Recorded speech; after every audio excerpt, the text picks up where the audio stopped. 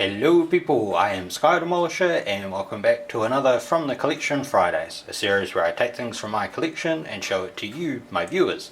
And this week it is my McFarlane Batman, the Classic TV Series Batmobile. So I thought I would start off with Batman and Robin actually in it, so that you've got an idea of what they look like inside the Batmobile.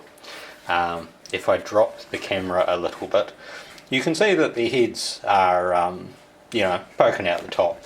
Not horribly so. I know like a lot of people have complained about it and stuff, but personally it doesn't really bother me. So you can see the Batmobile on the Lazy Susan. If I zoom in on a wheel, you can see that it's got the bat symbol on the wheels, on the tyres, all of that. You get that very sort of vampiric looking front, and the like afterburner at the back. There's no there's no like lights or sounds or anything like that. It does roll on the wheels. As far as I'm aware, the steering wheel doesn't move. There's no like moving parts or anything, and there's no seat belts because this comes from a time when I'm not going to say it's it definitely didn't have seat belts. I'm pretty sure it did in the show, but it comes from a time when things were built like tanks and you didn't need seat belts.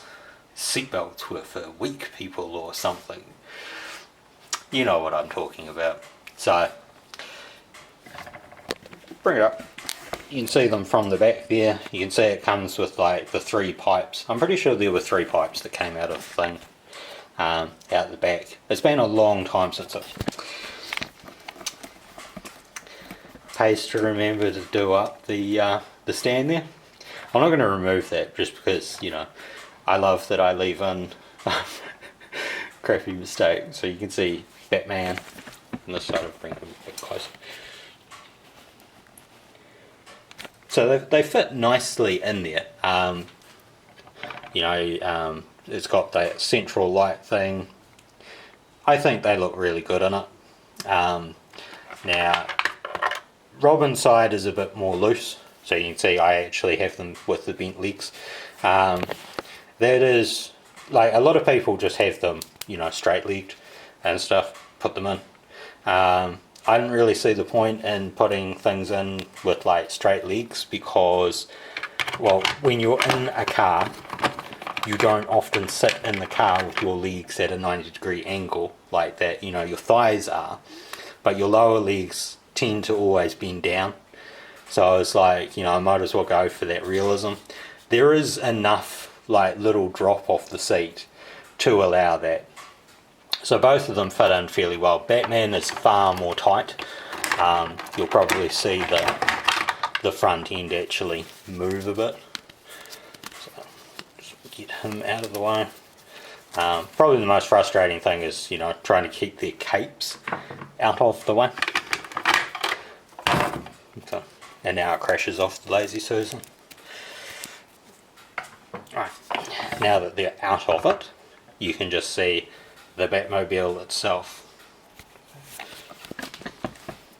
Zoom it back a bit, or pull it back a bit.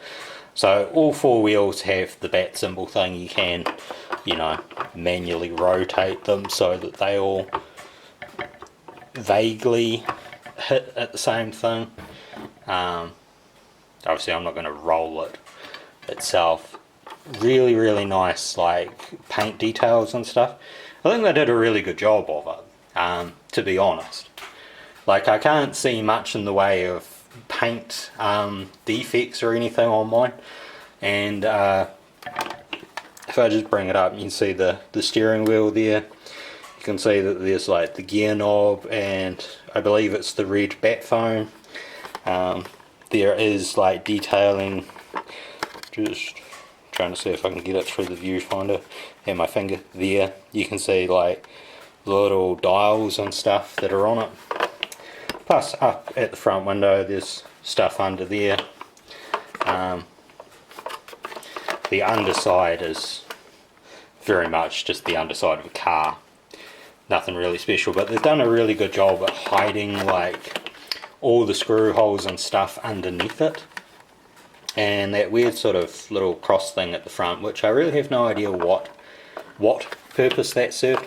Now it's very hard to see, but you can actually see there are lines here at the front where the door would open, not so much at the back. And it's, oh no, I don't think there are at the back, but definitely up the front there is a marking to show, you know, where a door would open. Although, like I said, I don't actually remember if the door ever opened.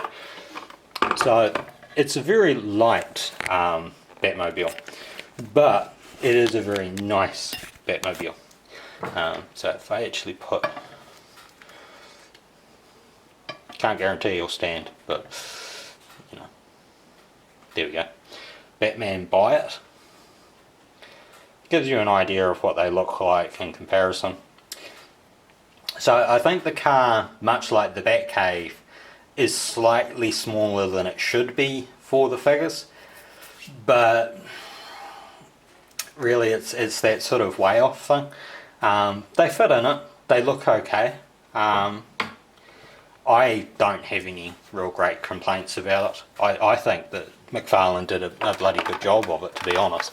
You can even see like the ribbing in the chairs there, and you know, more ribbing in this window behind it and stuff. So, oh, and a little computer thing over this side. So I think McFarlane did a really good job of this. Now I know that one of the criticisms that they levelled at it was that the Batmobile came in like an open top box. So of course I spent ages not opening this stuff, so it got absolutely covered in dust. But it didn't come damaged. Like the windscreens are not scratched up badly, they still look really good.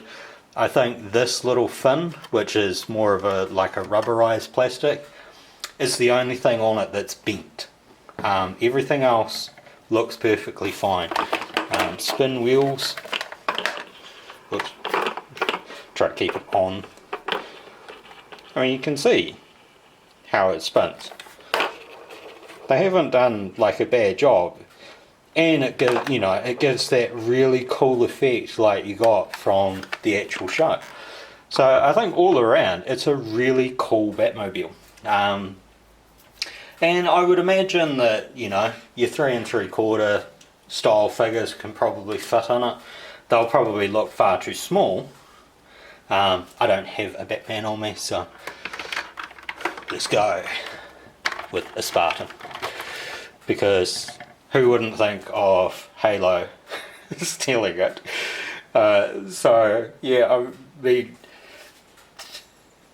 it looks like a kid or a teenager stole it, but you know, at least it gives you an idea. All around really nice thing. I should also have pointed out there's like a little fire extinguisher back here too.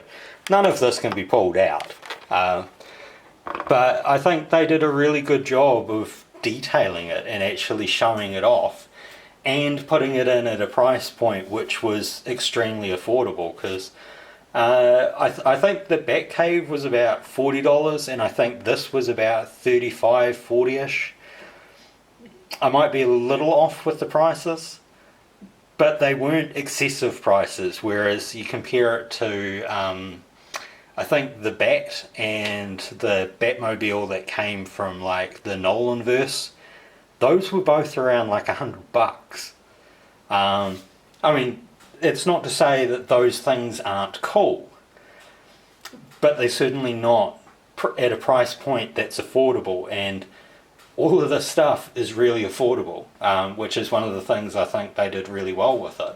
They made it look good, they made it affordable, so, you know, it's kind of a win-win. You might lose out in some other aspects, but all around, they've done a really good job. So, I hope you've enjoyed this, and until next time, take care of yourselves. Bye.